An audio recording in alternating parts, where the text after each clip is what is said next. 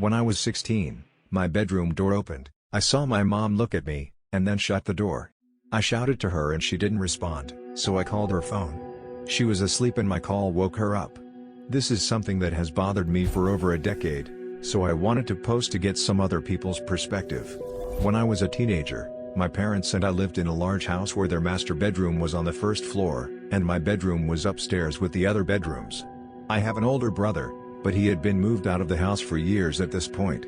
My bedroom was at the end of a long carpeted hallway, and the stairs were all the way on the other side of the second floor, so it wasn't uncommon to not hear someone approach my room. It was around 10 p.m. and my parents had gone to bed. It was a school night, so I was supposed to be sleeping too, but I was awake messaging my friends on AIM, showing my age here. My door was barely cracked open at the time, my bedroom light was off, but my attached bathroom light was on, which dimly illuminated my bedroom doorway. I looked up to see my bedroom door swing open 18 inches or so, and my mom's dimly lit face looking at me for 1 to 2 seconds from the hallway, and then the door shut, completely latched now. My dog at the time was laying on my bed, and he looked up too. After the door shut, he sat at attention at the end of my bed like he was ready to protect me. My mom has very dark hair, and I remember thinking her hair looked a lot lighter in that moment. This will be more important later. My mom has always been quite passive-aggressive, so my first thought was that she saw I was still awake on my computer, was pissed, and stormed off. I yelled out "Mom! Mom!" several times and she didn't respond. Our home phones also functioned as intercoms between one another, showing my age again, so I used the home phone in my bedroom to call the home phone on my mom's bedside table. It took her several rings to pick up, and when she answered she sounded tired. I started defending myself and apologizing for still being awake, and then asked what she wanted and why she didn't respond when I yelled out to her. She was quiet for a few confused seconds, and then started asking me what I was talking about because my call had woken her up.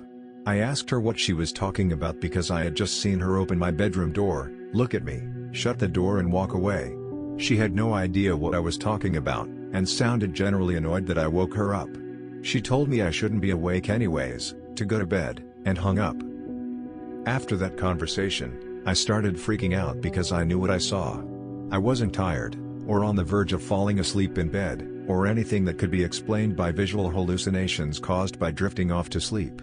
I started thinking about how my mom's hair looked lighter than normal when I saw her and realized it looked just like my aunt's hair had before she lost it to chemo. My mom and aunt looked almost identical in stature/build and in their faces, with the only difference being my aunt's hair being a dirty blonde color. They both kept their hair at shoulder length and had the same soft waves.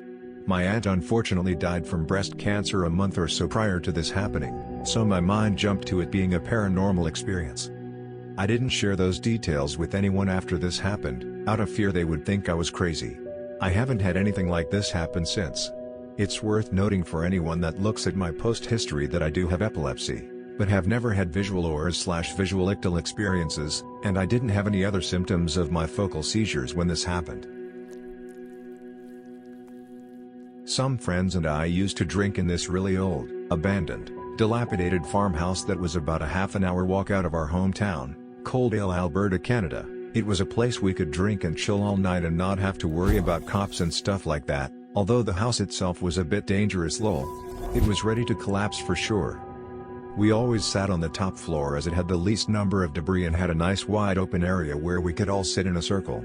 We'd bring a flashlight, but would turn it off once we got up to our little area upstairs, just in case someone happened to drive by and notice something suspicious might be happening, although not even once did a car drive by, ever, on any night we were there.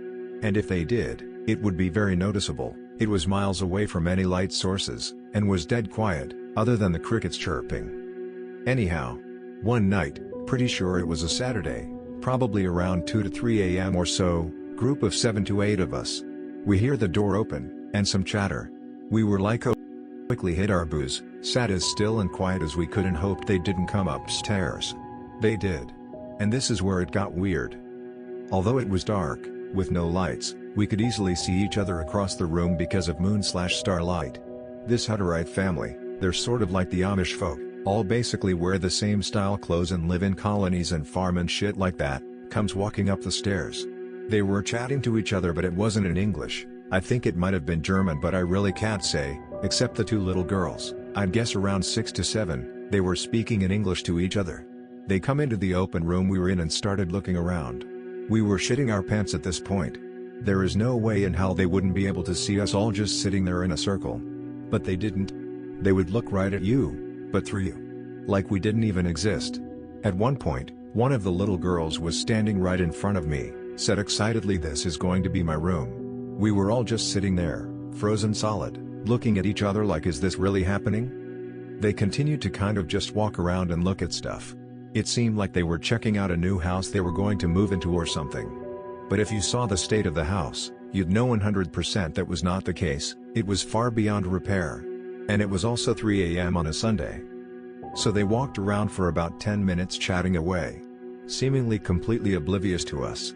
And again, there is no way they couldn't see us. But finally, they walked back down the stairs. We heard the door open and shut, and silence.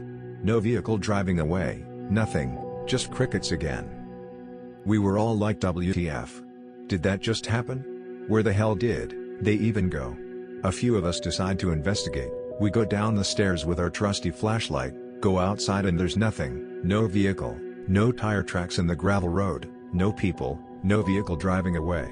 Just nothing. This wasn't even a minute after we heard the door shut. If they were on foot, they wouldn't have made it far. If they were driving, we would have seen/heard the vehicle pull up and also drive away, as this was flat, open, prairie grassland, you can see for miles. We would have been able to see them walking or driving away without a doubt. Key points that make this event very strange. This house was miles away from any other house. There was no vehicle. It was like we weren't even there. We looked sketchy, seriously. We had mohawks, tattoos, piercings all over our face, leather jackets with nails and shit sticking out of them, etc. There is just no way you wouldn't see us in an abandoned house at that time of night and not react in fear. It was like 3 a.m. Why the hell would you walk miles on foot, through the mud, with young children, to come check out an old dilapidated farmhouse at that time of night, without even so much as a flashlight? That house is still there, but it's basically sideways now from the wind. There's no fringing way anyone in their right mind was going to try and fix it up. It's been over 20 years and everyone who was there is still scratching their heads on it. So strange.